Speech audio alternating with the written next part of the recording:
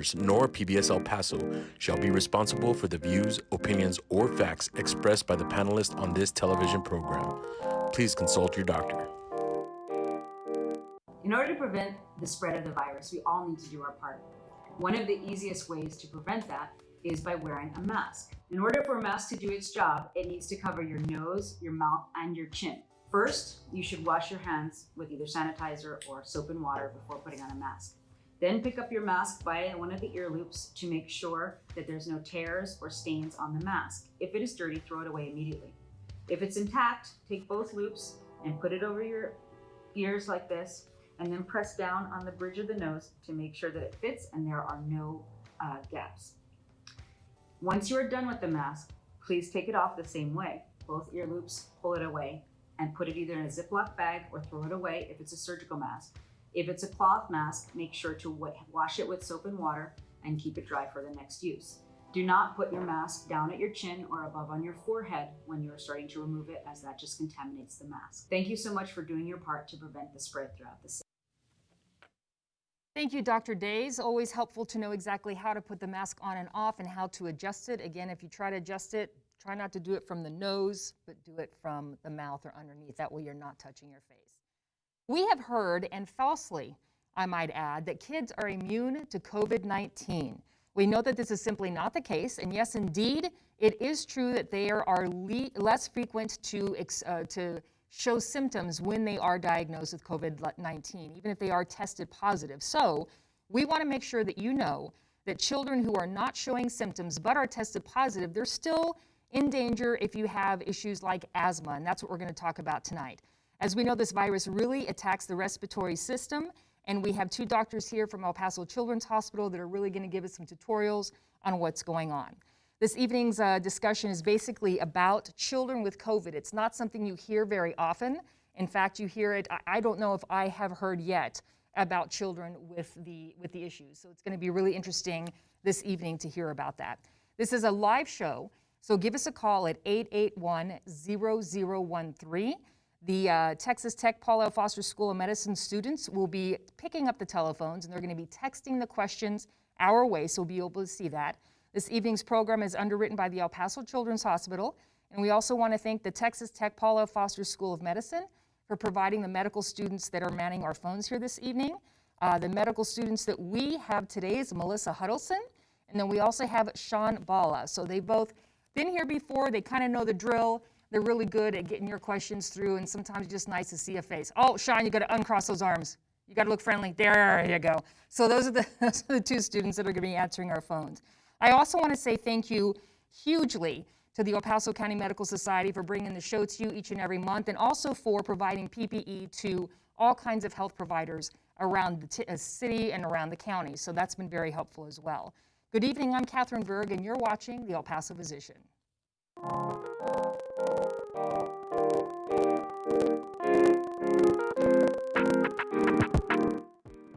So something that you don't hear about very often, we're going to talk about children and COVID. Again, you don't hear about it often. In the very few beginning months, it was like, oh, kids are immune to this. Children are immune to this. Well, they're not immune. There are children that seem to bounce back really quick. There are children that are tested positive and show no symptoms, but there are some that do. And if there's a respiratory illness, that's something to really, really be concerned about. And so that's what we're going to be talking about this evening. With me to my right, we have Dr. Itai Moreno, and he is a Texas Tech physician and medical director of the Pediatric Hospitalist Division, El Paso Children's Hospital. We're going to talk about that in a second. And then we have Dr. Indy Dominguez, and he is a pediatric pulmonologist with the Texas Tech Physicians and medical director of the Pulmonary Function Lab at the El Paso Children's Hospital. So on that note, I just like the word hospitalist, and I'm just going to start with that in a moment. So what I'd like to do, Dr. Moreno, if you could talk a little bit about your all-day, everyday duties prior to COVID, and then since COVID as well. So I know it's all kids all the time. Sure. The nice thing is that we could talk about newborns up till 18, 19, 20, even if they're young adults, we can talk about that. Right. So people kind of know what your background is. So prior to and then over the last 8+ months. So definitely. Well, first of all, thank you for having us, Catherine. It's a pleasure to be here. I'll start off with exactly what a pediatric hospitalist is. So it's basically a pediatrician that solely works in the hospital setting, in the inpatient setting. We don't have a clinic. We don't work in ERs. We basically just work in the hospital. So the way we function, we basically work hand in hand with your pediatrician. If they see a patient of theirs that they consider that needs to be hospitalized, that needs a little bit more direct or intense medical care, they will call us and we'll gladly take care of the patient. We'll keep them updated with daily phone calls just to keep them in the loop regarding their patient's care and management. And then when they're time to get discharged, basically to go home, we will once again reach out to the pediatrician and kind of do a proper sign-off, sending their patient back to their practice. So essentially, we're an extension of your local favorite pediatrician that will take care of you in the hospital. I love that. We're the extension of your local favorite pediatrician. So you are their doctor in-house, so to Correct. speak. And the nice thing is they don't have to drive from around town. You're right there. Exactly. So they could Nice. focus on their clinic because I'm sure they have many patients. So we'll take care of the hospital side. Nice. Dr. Dominguez, as a pediatric pulmonologist, you have your work cut out for you. We have a very dusty town. And just in general, kind of take that same question and talk about what you did before COVID, how much different it is now. And again, it kind of gives our audience an idea of what you all do. So first of all, thank you for the invitation. I'm very happy to be here. So a pediatric pulmonologist basically is a physician who takes care about patients with respiratory problems.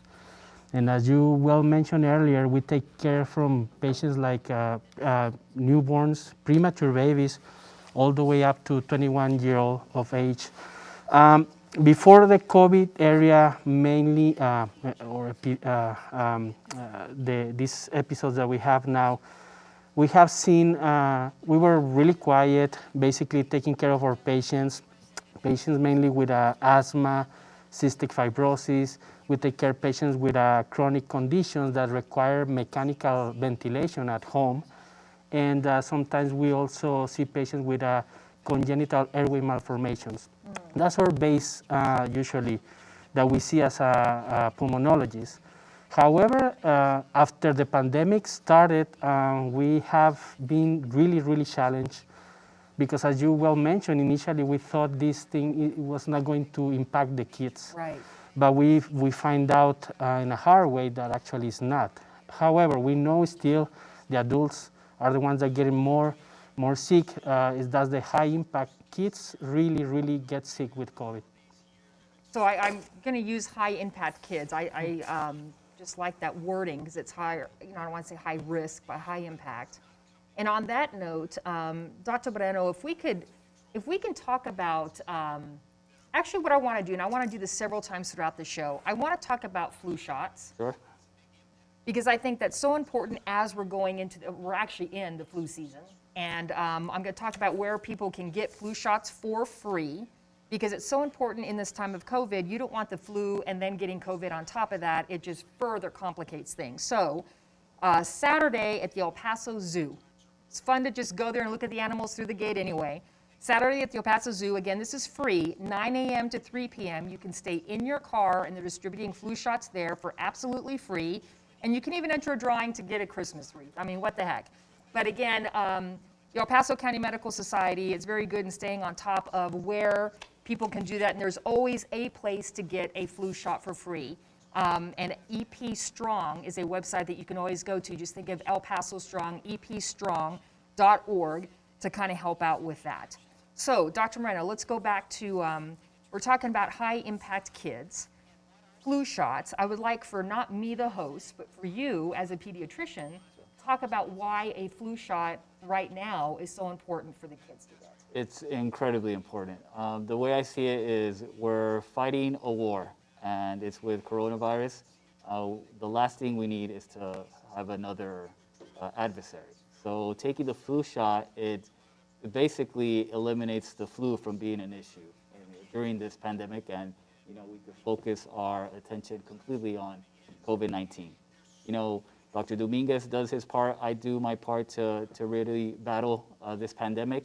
What the people at home or our fellow El Pasoans, if they ask what they can do, is, obviously wear masks, social distance, avoid gathering, but also get the flu shot. So that's, if all of us do our part, I'm hopeful that we'll get through this. I like the way you said that if all of us do our part. I'm going to kind of skip around in some of the questions here. And Dr. Dominguez, I would love for you to, again, as a pediatric individual, sometimes you've got really, really little ones and you got the teenagers, and it's like somebody's birthday and you can't have a party and you can't go out and be with your friends at graduation. So the important part, wearing your mask and the social distancing, how do you explain to kids? I give some pointers to parents and grandparents. How do you explain to kids why it is that social distancing is a thing right now? Why can't they go to birthday parties? Why can't they? Is that something that parents have asked you about? So it's a very common question. I think it's very important to understand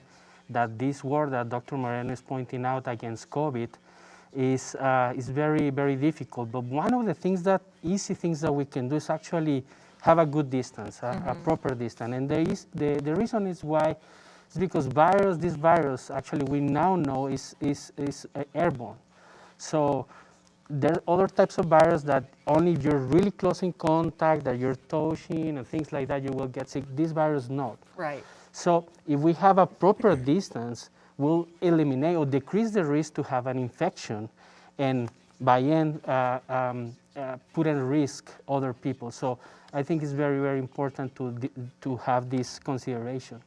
And is there something specific that you tell the kids so that they understand, but at the same time don't scare them? I guess that's where I was going with my question of what parents should be able to tell the kids. It is a war. I guess at the end of the day, these are, let's talk about kids 13 to 18, right? Where they get it, they see the news, they're on social media, but they still think, well, it's just me and my 8 friends or just me and my 4 friends.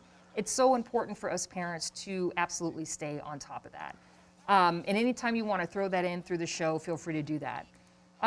Dr. Moreno, I want to talk about something that is specific in the pediatric population, which is multisystem inflammatory syndrome in children. So it's MISC, and you said it's relatively new, if not very new. Very new. And something that we are getting closer to, but has anybody in El Paso seen that case yet, or is that just something that we are finding with COVID that pediatric patients are facing? Right, so I personally have not seen it. I Okay. believe we might have had a case in our intensive care unit Okay. with a child that presented with these symptoms, and they fit the criteria for MISC, but it was definitely more pronounced, in the East Coast, in New York. That's where it all came from.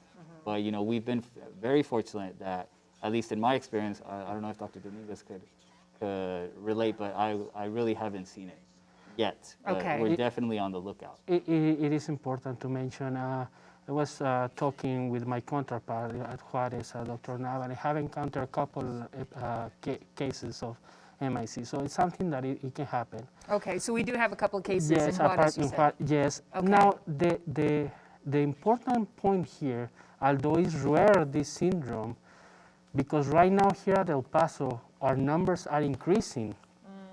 Statistically wise, we're now a higher risk to have these cases now. Right. So really need to take care of each other, do our part, as Dr. Moreno said, and try to do, wearing the mask, do social distancing, and try to avoid or try to do the things that we can do in our home to Right. try to prevent and stop this spreading of COVID.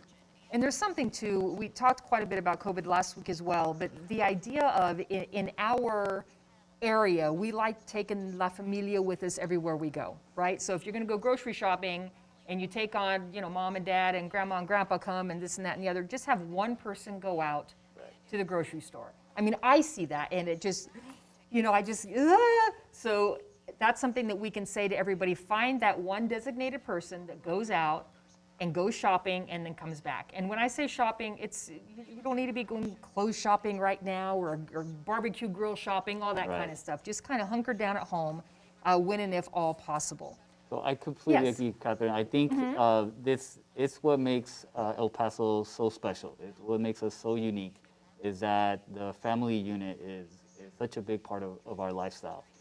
Unfortunately, this this year and for the near future, we really have to step aside from that mentality, Right. and really going back to what we were talking about, how do we talk to our 13 to 18-year-olds that they think they're invincible? So I play the grandma card. I say, like, maybe you won't get sick, but grandma will. Sometimes that works, sometimes it doesn't, but I think we just have to, we're running out of options here. We just have to really drive this information home. And, Exactly. if we have to scare them, I guess grandma will Well, scare it's 'em. a scary thing. I concur. I have a 23-year-old and an 18-year-old. Thankfully, they're both nervous Nellies, so they get it. And I think because I've worked in public health all my life, but I told them every time you go out, assume that the person that you're talking to's got COVID. Just assume that in your head. And then and then I said, also assume that you have COVID and you want to protect everywhere else. That's just kind of the way I'm talking with them about it.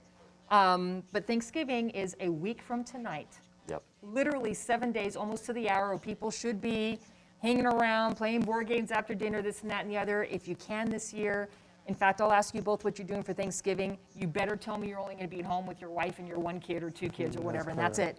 But it's so important not to break that cycle this year, because there's already the fear of what's going to happen 2 or 3 weeks after Thanksgiving, because people have let their guard down and are with people. We do. We want to be with the families, but we'd rather them be around a little bit longer as well.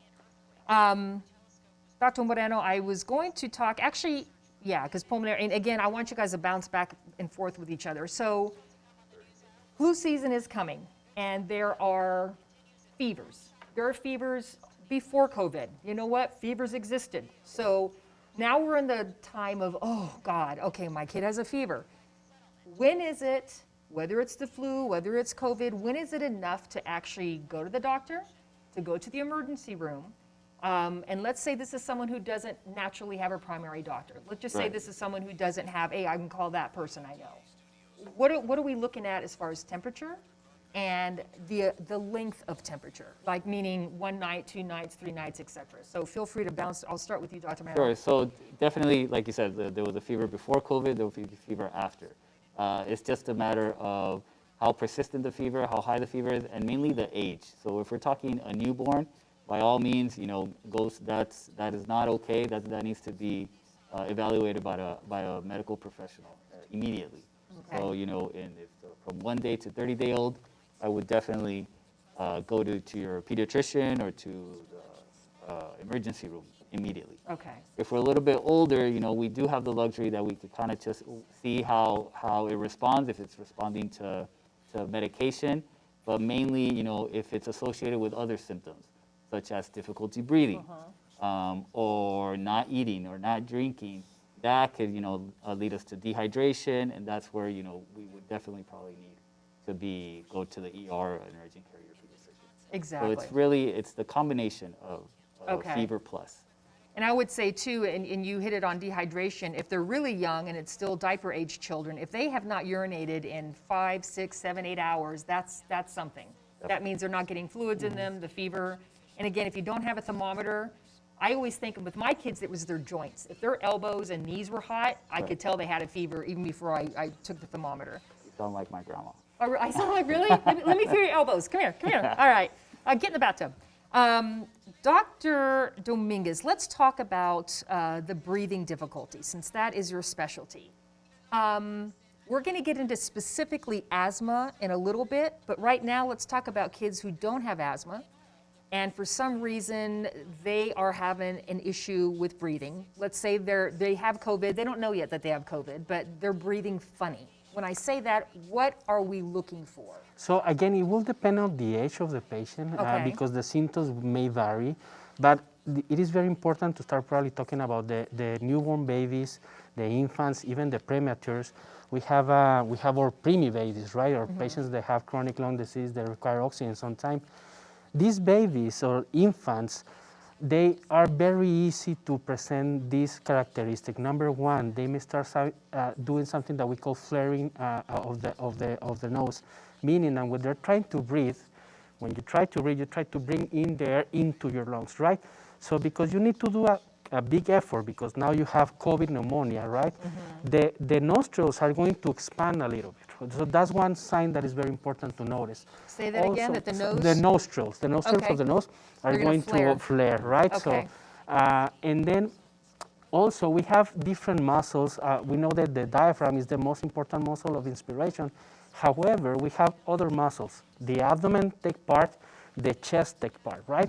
So when we breathe in, these kids, what are going to happen, because the chest is very easy to move, you will see all this muscle sinking into the chest. Sometimes you see part of the neck sinking in, and the abdomen, instead of breathing at the pair of the chest, will have something that we call abdominal breathing. Those signs are very characteristic of a kid who's in respiratory distress. Okay. Now, in older kids, children, adolescents, 21-year-old, one of the characteristics will be shortness of breath. Okay. This patient, I'm gasping for air. I cannot complete a full sentence. For example, I'm trying to, so you're having difficulty even to talk. That is very, very different. Now, in kids with chronic conditions, sometimes you can go a little bit further. You may start seeing a little bit change in the lips, a little bit bluish, grayish. The hands also start turning a little bit blue or grayish. Those symptoms are very important. And something that I forget to mention also, kids, infants especially, they may start, because the lungs are a little bit stiffer than in adult normally. Oh. When they are sick, what is going to happen, they're going to try to maintain open those lungs. So they will start making some noises while breathing, something that we call grunting. So that they do so they can maintain open. So they will do, imagine that they're pushing out. Almost like it's a cough, but not quite. Exactly. They're Okay. not really coughing. They're just pushing. We call grunting. And they will start having a head bobbing. They will start moving around. Those symptoms are characteristics, not to wait, call 911, go Right. to emergency department. Okay. Beautifully said. And that's what's so nice too, because again, it's kids are so much more complicated because you really do. You have that entire growth Yes. spurt area that you have them there. I was going to ask, I've got questions coming in like crazy from the audience. Dr. Moreno, what I'd like to do really quick, you had mentioned some chronic conditions.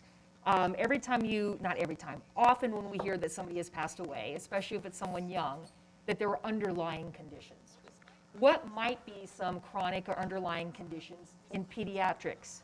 It's very different when, diabetes might be one right there Yes. immediately, and then asthma, but you hear a bunch of other ones when they're adults, but let's focus on the kids and some other conditions that might complicate things. So I think on the kids that's definitely associated with adults, mortality and morbidity is obesity. You know, unfortunately, obesity is becoming more and more common in the pediatric age.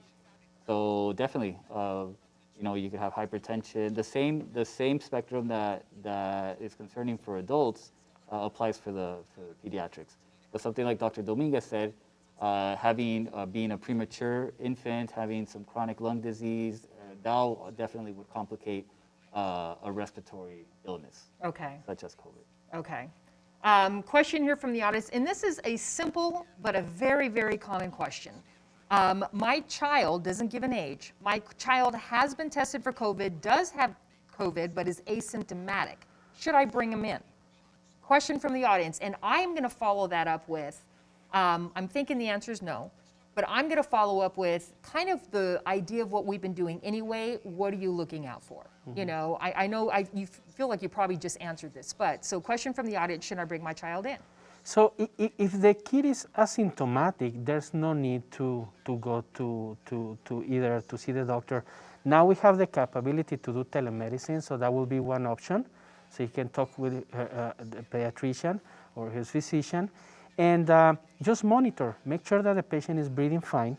Make sure that the patient is eating well. It has normal urine output. Again, I don't know what is the age of the patient. Yeah, exactly. I don't either. But those symptoms is what you want to to look for. Signs of dehydration. Suddenly the patient start drinking a lot of water. Recently we have seen a little bit more increased incident of new onset of diabetes related to COVID. Interesting. You know, I heard a little bit about So that. this is not only here in Okay. El Paso, we're seeing it around the globe. Okay. So things like that maybe will pass unadverted. We will not notice, but my kid is drinking too much water now. He's peeing a lot. He's waking up too much in the morning. He's having difficulty to breathe. He cannot talk. He's running around. He's not asthmatic or anything. He's running around and he cannot, maintain that effort within the spears. So things like that, you want to look. But if continue to be asymptomatic, make sure that if he's above 2 years of age, to make sure that he's wearing a mask, try to be isolated as much as he can of the household, make sure that nobody with any chronic condition is near the patient, and make sure that there's no visiting to the house. Right. Beautifully said. To Yes. add on to that, Dr. so Moreno. I see it very simply. Is my child acting normally? Does he need oxygen, or does he look like he's having difficulty breathing, or does he need IV hydration? If those answers is it acting normally, yes, no oxygen needed, no IV hydration. So the answer is he or she does not need to come into the pediatrician or to the emergency room. Okay. If any of those answers is a yes, then absolutely. By You all know, means. it's interesting. A friend of mine who has COVID just said, yeah, he could not get enough water. He was just downing water. Great question from the audience, and I know we talked about this already, but let's re-emphasize this. Both of you said you're both from Juarez, went to school, came back home. Thanks for coming home. Thanks for being homeboys and being back. So that means you have family on this side, you have family on that side. Absolutely. Question from the audience is, if we're bringing family in to El Paso for Thanksgiving, how is it that we can protect them? So I know I'm being sarcastic when I say that, but obviously this decision's already been made. Right. There are plans already in place. What might you suggest, Dr. Moreno? I mean, if there's a way to stop them from coming in, this is where last week we were talking about how comfortable we get because, oh, you're one of mine, so you can't be sick. You know, you can't have anything going on with you. So this is a mindset that we need to break ourselves out of, and I think that's why El Paso's in such an issue. So I'm going to let you take that on any way you'd like. So just to put it in perspective, I have not seen my family since March. Oh. So that would answer your question. And I Okay. don't plan on seeing them until, this pandemic is over. Okay. Mainly because my parents, they're elderly, so for me, it's not worth it. I would rather just plan for next year's Thanksgiving. Okay. So that's, And if people are bringing people in, it's not saying you should in any way, shape, or form. It's going to happen if it's going to happen anyway. I almost don't want to say that, but it's so important. If you have to eat outside. exactly. Keep your masks on. Maybe eat, put the mask back on. And I know you're going to feel silly, but it's so very important right now. Again, I have people in Europe. I mean, I'm from Europe, and so WhatsApp every morning. I'm like, Right. reading from my cousins and my aunts what's going on in El Paso.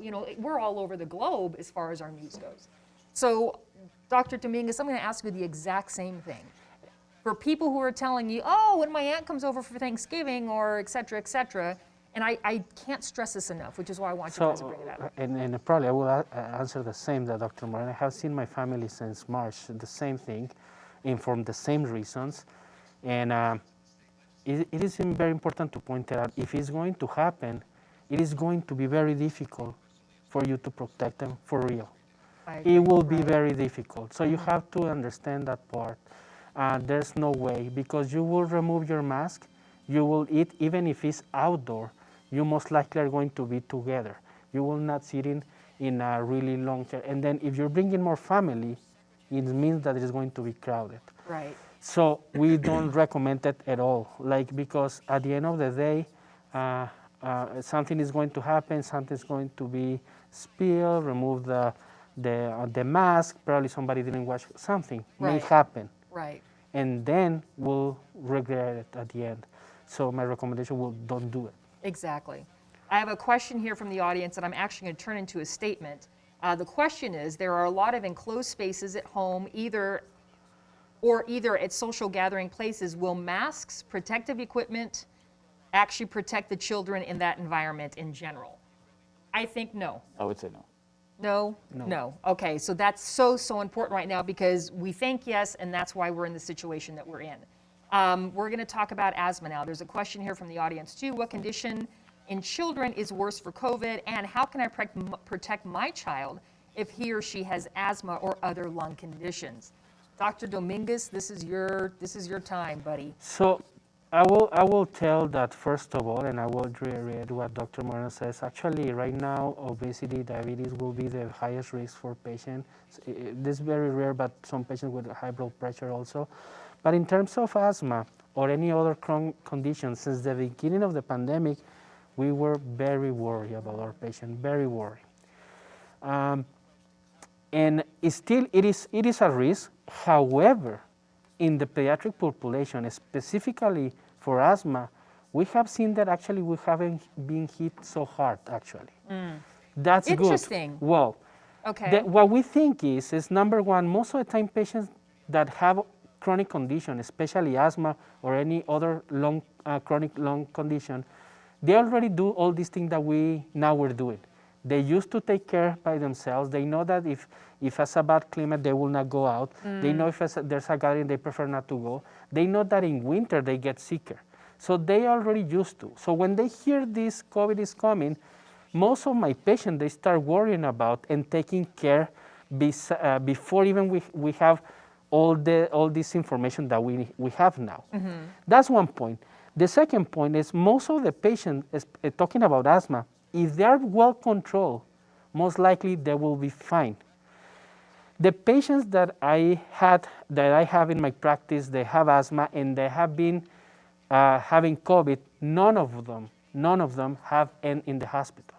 Interesting. And this is because again, they take the daily control medication. Okay. And we're wondering, and I don't have the answer, and I think we don't know why, but my personal opinion is I don't know if this is because of patients who have persistent asthma, they're already on daily inhaled steroids. Is that the reason why they don't get as bad as other patients? I don't know. I don't know if that's the reason. But what I can tell you is if they are well controlled and if they take the measures that we already spoke, they will be well protected. Interesting. I would have thought almost the opposite of that.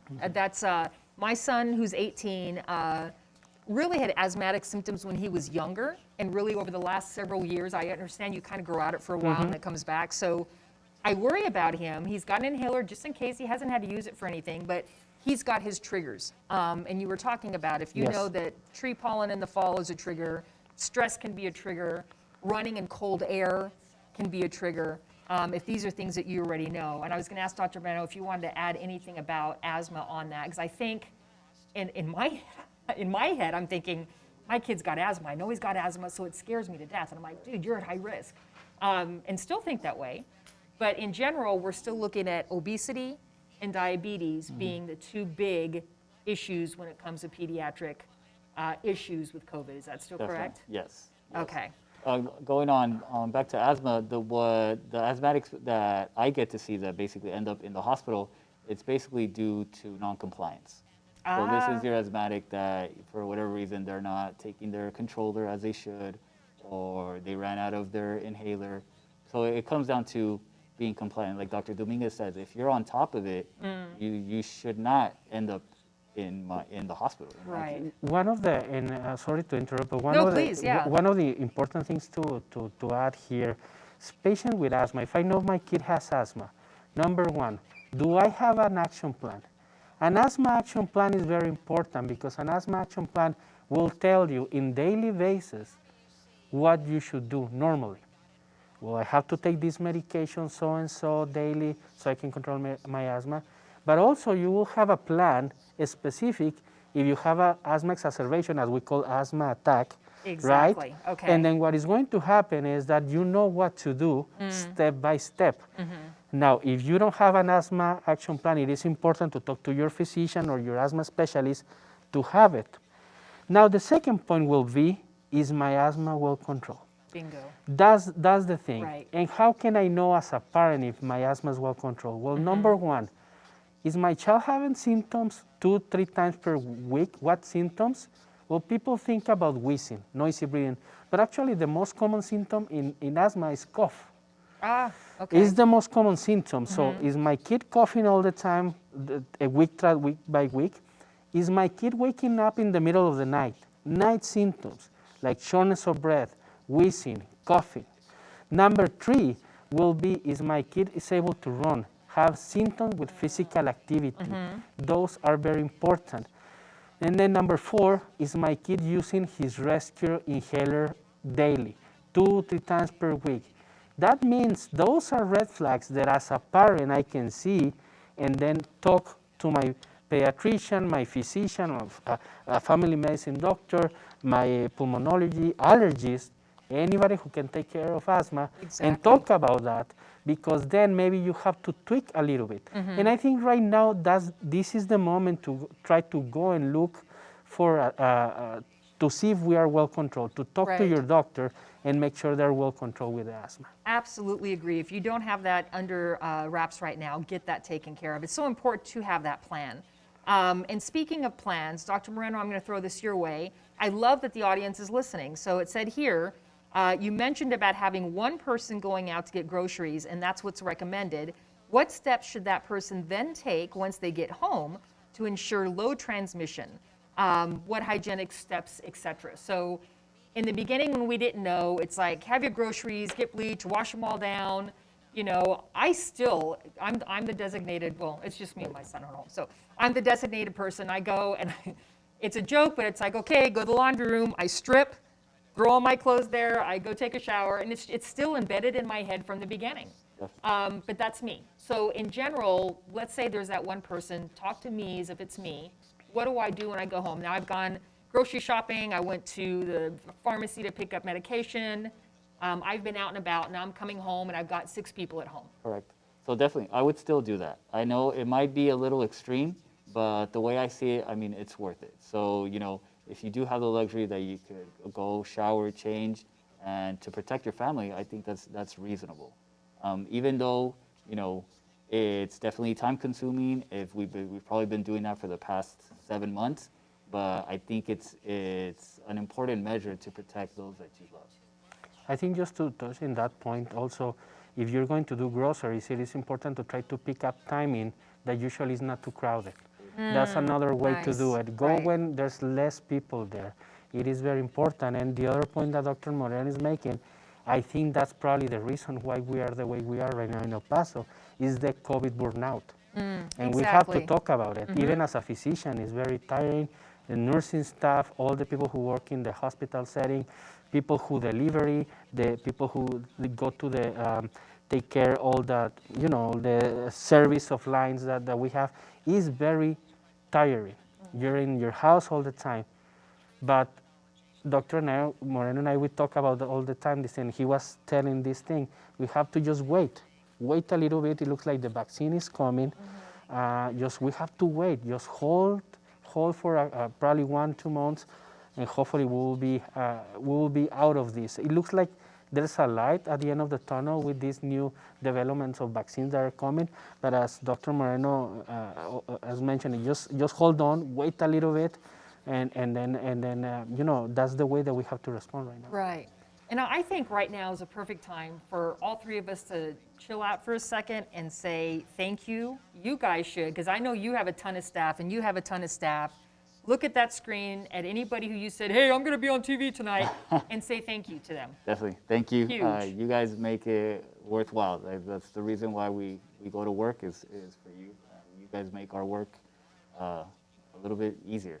Thank you. Yeah, I think this is a work of everybody, not only one person. I think the community, the leadership that we have right now, all the people who work behind the scenes, those people that you don't see. We talk about nurses, doctors, but we have to talk about the cops. We have to talk about the firefighters. We have to talk about all the people who are trying to give an extra time in these difficult moments. So thank you to all of them. Yeah. No, it matters. I know we're talking about COVID fatigue, and all of us are. You know, I've seen some faces where the face masks have been on every day, and there's just sores from faces and around the ears, and because this is an all-day, everyday thing. If you are blessed enough to be able to work from home or to be able to have school, I've got a school question too. It's a small price to pay. We're all going a little stir crazy, I get it. But at the end of the day, we're all in this together. And the more we take care of our collective we, the faster we'll get through it. That's so very important. Dr. Moreno, I have a question here from the audience. If patients are suffering from diabetes, either type 1 or type 2, will controlling and managing their diabetes help them reduce the chance of contracting COVID? Or if not, we can talk about at least their treatments. I wouldn't say reduce the chance of contacting. Okay. I would say reduce the chance of having complications because of COVID. Okay. So like we've kind of stressed throughout this time, the only thing that's going to reduce the chance is face masks, social distancing, and just staying home. So But- if you could physiologically explain what it is about diabetes and maybe obesity, physiologically, what's getting in the way to create the complications with COVID? Honestly, I don't have a Okay. specific answer. We really don't Yeah. know, but it's that combination of comorbidities. Maybe because obesity, it's troublesome to breathe on it normally, and maybe complicating it with pneumonia, COVID pneumonia, it just makes it harder. I don't know. Yeah, Okay. yeah, and we still sure we don't know what is going on. What we know so far is that the problem with COVID is, I think the best example is in kids is the MIC, right? Multi-inflammatory syndrome, right? So what happened is we have an extraordinary release of inflammatory products in our body. So we have a strong inflammatory response of our body. Obesity by itself is a inflammatory state, constant inflammatory state. Diabetes also. So any type of condition that give you this constant inflammatory state will be, it will probably make worse the problem with COVID. Again, that's what we think. We don't know for sure what is going on. I think we're learning day by day, and probably what we're saying right now today, there's a likelihood that tomorrow is not correct. But we're learning, and this is all around the world. We're still trying to figure out about COVID. Yeah, and that's just it. I mean, I opened the show the first time we did a show on COVID is the fear of the unknown. And we know a lot more, but we don't know near enough what we'd like to know at this point.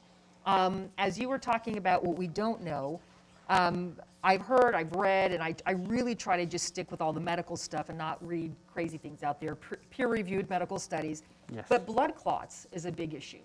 I don't know if that is pediatric. Is that more in the adult population? Does it seem to be carrying between both? I have no idea. I'm just throwing that out to I would whoever wants it. Dr. I Moreno? think it's looking more like an adult problem also. Okay. We've been fortunate that we haven't seen it very much in pediatrics. But Okay. I would say Yeah, so. and the reason why is, and I'm not going to be too technical for our audience, but there are certain protector factors that they have in kids that will diminish the risk to have a blood clot.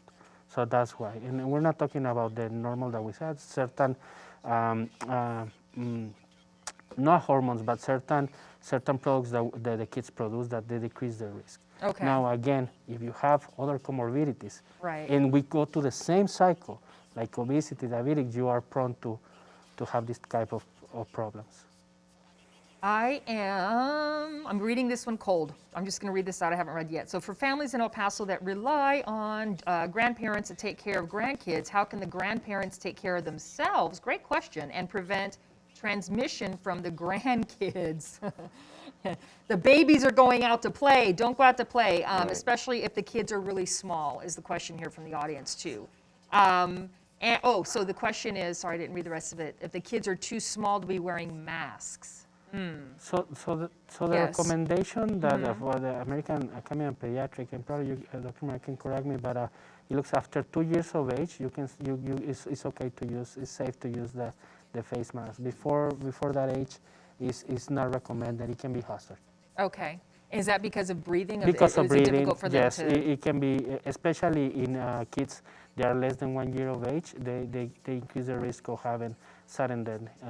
So anything that is not only in a mask, anything that is around the face can be Okay, yeah. can be hazardous. Yeah, and I can just see them trying to grab everything off too. Wait, this is a tough one. I almost don't want to give it to you because it could turn political, but I'm just going to throw it out and see what you guys have to say. So what are the thoughts about kids going to school? They're like the private schools are open, public schools are not. If kids have special needs, it's something that they, it's part of their routine to go to school. In general, since you are pediatric doctors, I get to ask you guys that I probably wouldn't other doctors that we have on for COVID. So what are you hearing? What are you telling your patients? Again, I'm going to both of you. Dr. Moreno, I'll you start get to off. go first. So every pediatrician is always going to advocate for school, for your child to go to school, in-person school. There is an infinite amount of benefits. I would argue, like Dr. Dominguez would say, we just have to hold on, let this pass. So my humble opinion would be to try to avoid it. I know there's definitely a high stress environment. I know it's not the same educational environment. It's not the same actual education period. But in my opinion, I think it's not worth the risk. I think we just have to make do with Zoom classes or just be creative in how we could educate our kids.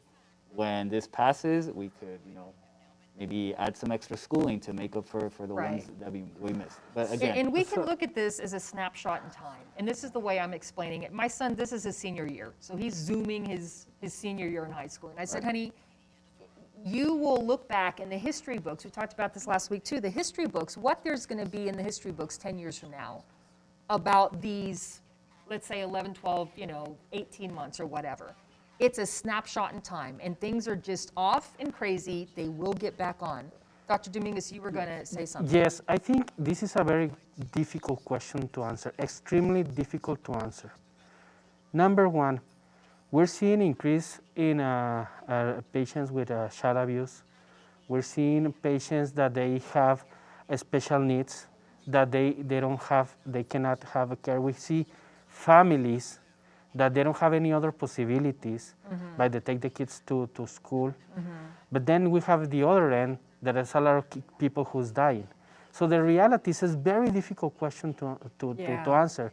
I think there's a very small subset of people that really need to go to school, patients with special education. Now, myself, I have a kid who has a special education, and we have the ability to do everything at home. He's not going to school. He's not going. Right. But I have another parents that actually, they don't have any other means to teach them. And it's essential to kids who has special needs to have that education.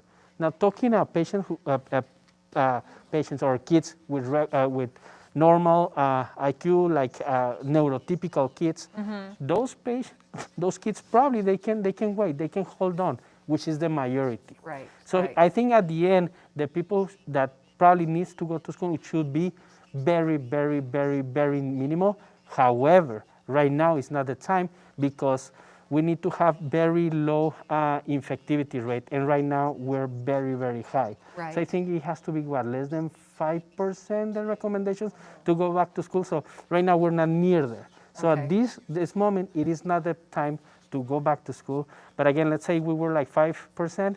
It's a again very difficult question to answer. Yeah, it really is. It really is. Is it the El Paso Children's Hospital that has the CARES clinic? Yes. Okay, yes. I want to bring that up just a smidge because I think that's so important just for child abuse. That's happening a lot, just because what's going on. Just mental health.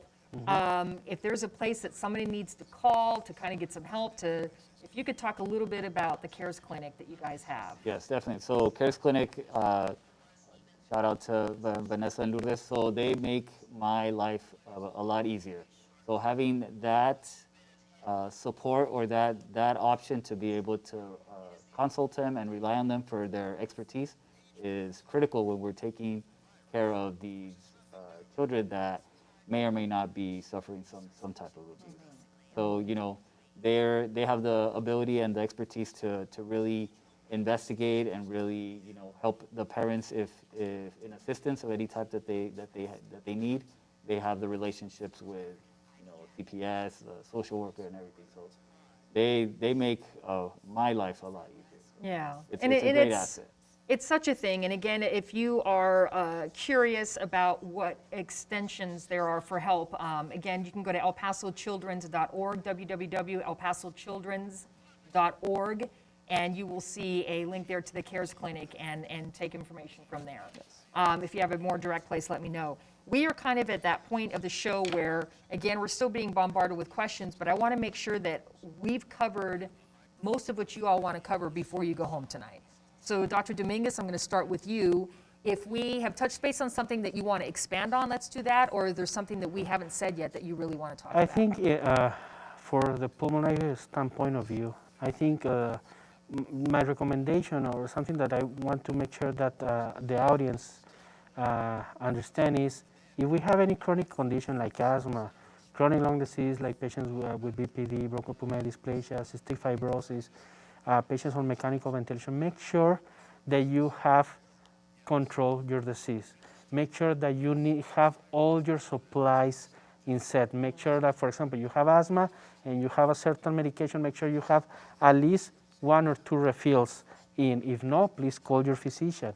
Make sure that you have a plan what to do in case of, right? And always observe.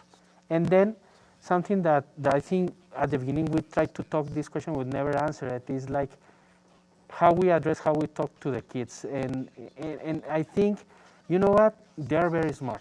They are very smart. They're smarter than we give them credit for. So That's true. I have seen patients that the kids that they don't like to wear the mask is because parents, they don't allow them to do. The parents that they use the mask, the kids, they don't have any problem whatsoever. So the best way to help these kids for the anxiety and the stress is let the parents to talk to them, make it not too scary, but explain what is going on until you will, when you start talking to a kid, you don't need to do a very broad explanation. He will, most of the time they will be satisfied really quickly. So you just start talking, make sure that you talk to them all the time, not in a scary way, and they will understand. And I think that way the kids will have less stress. And then I think it is very important to talk that point. Okay, I agree, and I like the idea about the plan. And you're right, kids are smart. And to me, I think role model. If they see everybody else wearing masks, it's like, oh, well, I guess I'm supposed to wear my mask. It's just a natural thing. Dr. Moreno, have we missed anything so far? I know there's a lot to cover. I just want to close. So, COVID-19, it's a once-in-a-century pandemic, right? It's vicious and ruthless. It doesn't care who you are, what you do. There's no one. We have been fortunate enough that it's been kind to children for whatever reason. Right. We haven't seen it as deadly in the children population as it has been with adults. But by no means do not mistake its kindness with weakness. Just in any second, it could just decide and start attacking our children, and then we'll really be in trouble. So, what we've said so far is everybody just do their part, just hold on. The light there's a light at the end of the tunnel. We just have to get there. Right now we're in a difficult situation here in the city that we all love, but we really gotta kind of work together and get through this together, so we could all make it to 2021. Agreed. Question here from the audience. There's a person that said, we didn't really explain about the grandparents. So at the end of the day, again, if you're worried about the kids, make sure, you guys can have separate places in the house too. Yes, wash everything that's theirs, etc. Breathing space. We talked a little bit last week about, the different receptors that we have in our face, including the eyeballs. And we don't talk about that a lot but if you can wear glasses, that'd be great. Face shields are available on so many websites. That's not even funny. I think they're $2 a piece or something like that. I'm starting to wear a face shield out as well because it just makes me feel better. It helps with people who have anxiety because it's like you feel like you're a little bit more protected. So as you said, getting through it together. I'm sorry this keeps dinging. I have it off, but not a question. I wanted to tell, again, the audience, if you are looking for a free flu shot, getting a flu shot is so important right now. It's not COVID, but if you happen to have the flu shot, you have a little bit of defense there, and it kind of kicks up your defense systems anyway in your body. So at the El Paso Zoo on Saturday from 9 a.m. to 3 p.m., it's a drive-through vaccination time. And they're, to get people to go, they're saying that you can have a drawing for a Christmas wreath. There's 2 Christmas wreaths that they're giving away. But bottom line is that could be your family activity on Saturday. Don't go anywhere else. Don't go to a big box store, but maybe put the family in the car and go get your flu shot. That would be one thing that we can say. Let's do that. I want to say a huge thank you again to Melissa Huddleston and Sean Bala. You guys have been really rocking it. I've got another question here from the audience to go, but I want to give out these websites really quick. Again, if you are just interested in what's going on in the world of COVID and all the information, statistics, numbers, etc., EP Strong, so think of El Paso Strong, epstrong.org. You can go there, and every day it's updated as to where testing sites are, what's going on with numbers, and there's a lot of just helpful links on there. So we're directing a lot of people that way. And also for children specifically, elpasochildrens.org is a website that you can go to. When we're talking about the CARES Clinic, that's so incredibly important. With a lot of people having to stay home, there's a lot of stress. People who are not able to work, etc. There's a lot of stress right now. So again, there's the CARES Clinic at the El Paso Children's Hospital. You can Google that, or you can go through with the elpasochildrens.org. And to watch this show again, because I know it gets really, really fast and sometimes the information just gets thrown out there, you can go to www.pbselpaso.org. And then if you want to do it through the El Paso County Medical Society, that's epcms.com. So the TV station is .org, because it's a PBS, so Public Broadcasting System. And then again, El Paso County Medical Society is .com, and that's epcms.com. I want to say thank you once again to Dr. Dominguez and Dr. Moreno. I know this went so fast. I want to say a huge thank you to the El Paso Children's Hospital for underwriting the show, and a huge thank you again to the El Paso County Medical Society, because we have pledged for the rest of the year, we're doing only shows that are COVID related with a specialty that goes on the side of that. So stay at home. We're here. There's a very limited crew at PBS right now. The students came here and you saw them. They have the big plastic barrier between them and they're not allowed to go close to anybody. So we're really taking it to heart. And again, thank you for being here. We are all in this together. Let's have a nice Thanksgiving, but do it with as few people as humanly possible. I'm Catherine Berg, and you've been watching the El Paso Physician.